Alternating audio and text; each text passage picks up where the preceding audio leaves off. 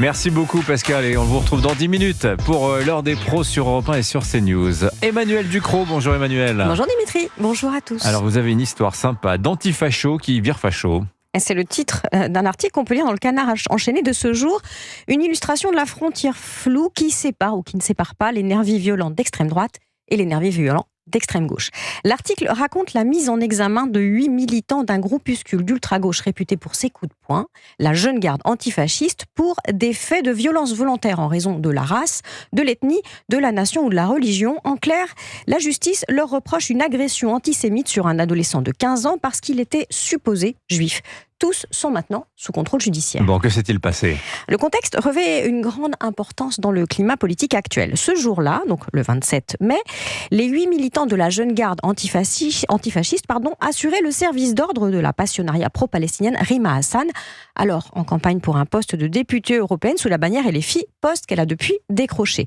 Elle donnait une conférence sur ce qu'elle appelle le génocide palestinien à la fac de Paris-Dauphine. Conférence perturbée par un autre groupuscule, la Ligue de défense juive, qui ne rechigne pas non plus à la castagne. Mais c'est pas là, à la fac, que va se produire l'agression. Non, c'est après le meeting, plus tard et plus loin dans le métro.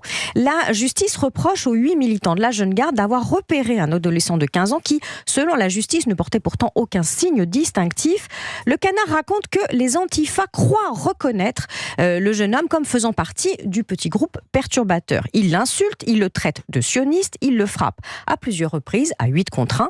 Ils exigent de lui qu'il scande « Vive la Palestine ». Si les faits sont documentés, c'est parce que les auteurs, qui restent présumés, se sont filmés pendant l'agression et que les images ont été diffusées sur le compte Instagram de la Jeune Garde antifasciste. Bilan pour le jeune homme, très choqué, 12 jours d'ITT. Alors cette affaire jette une lumière trouble sur l'entourage de Rima Hassan. Mais pas seulement. Elle est aussi embarrassante pour un autre candidat LFI aux législatives, Raphaël Arnaud, qui se présente dans le Vaucluse. Et il a reçu moult soutien dans le duel qui l'oppose à une candidate du RN. À lui de défendre vaillamment la République face à l'extrême droite. Or, Raphaël Arnaud n'est autre que le fondateur et le porte-parole du groupuscule Jeune Garde antifasciste, lui-même condamné en 2022 pour violence en réunion à Lyon. Voilà donc son mouvement antifasciste dans le collimateur de la justice pour des faits qui non seulement sont qualifiés d'antisémites, mais qui empruntent les méthodes préférées des fascistes italiens originels. Menaces, violences, passage à tabac des opposants, ou supposait-elle, il ne manque plus que la purge à l'huile de ricin des mauvais pensants. Ça a le goût du fascisme, ça a la couleur du fascisme, ça a l'odeur du fascisme, mais on est prié de croire que c'est de l'antifascisme. Avouez qu'on peine à s'y retrouver et que c'est un peu dur à avaler. Effectivement, signature Europe 1, Emmanuel Ducrot. Merci Emmanuel. 8h52.